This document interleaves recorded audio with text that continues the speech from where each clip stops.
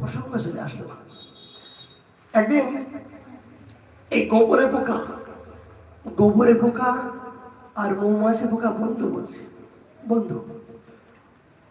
তারপর যখন বন্ধু বসে তখন গোবরে পোকা বলছে, বন্ধু আমি তোমাকে নিমন্ত্রণ করলাম, তুমি আমার বাড়ি এসো। তো মৌমাছি পোকা বলছে, ঠিক আছে বন্ধু যখন নিমন্ত্রণ করে যেতে হবে। দেখুন দৃষ্টান্ত কোথায়।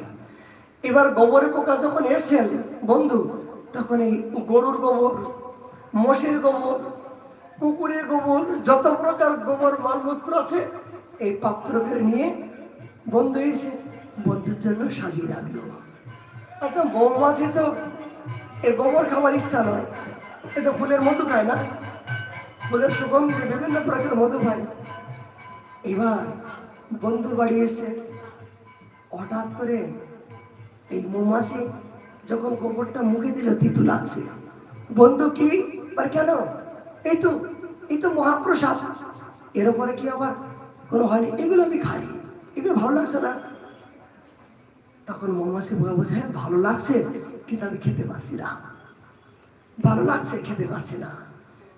চোখ বুঝি থাকলেন, বলে শোনো বন্ধু, কালকে আমার বাড়িতে যাবে, আমি তোমাকে নিমন্ত্রণ করলাম।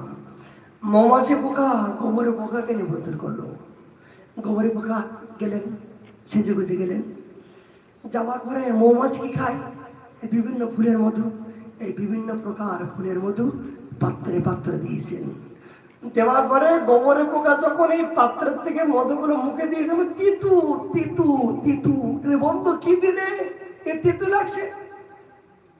এত সুন্দর মধু দিলাম, এত এত এত ভালো ভালো ফুলের মধু, টাটকা মধু দিলাম, আর তিতু? বলে বন্ধু সত্য করে বলো তো, ওই তোমার জিভটা দেখি, তুমি জিভটা। এই জিভটা যখন হ্যাঁ করলেন, দেখলো গোবর খেতে খেতে জিভের উপরে গোবর গুলো এইরকম টিপ পড়ে আসেন, এই জন্য ওপরে মধু দেবার পরেও তিতু লাগছে।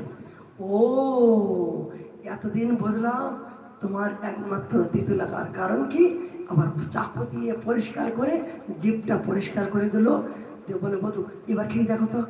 এই জিভটা পরিষ্কার করে দেওয়ার পরে যখন মধু দিল, তখন বাপরে বাপ এত মিষ্টি, এত সাধু। দৃষ্টান্ত কি? যে অনন্ত জন্মের আমাদের কুসঙ্গ, কুভাবনা, কুচিন্তা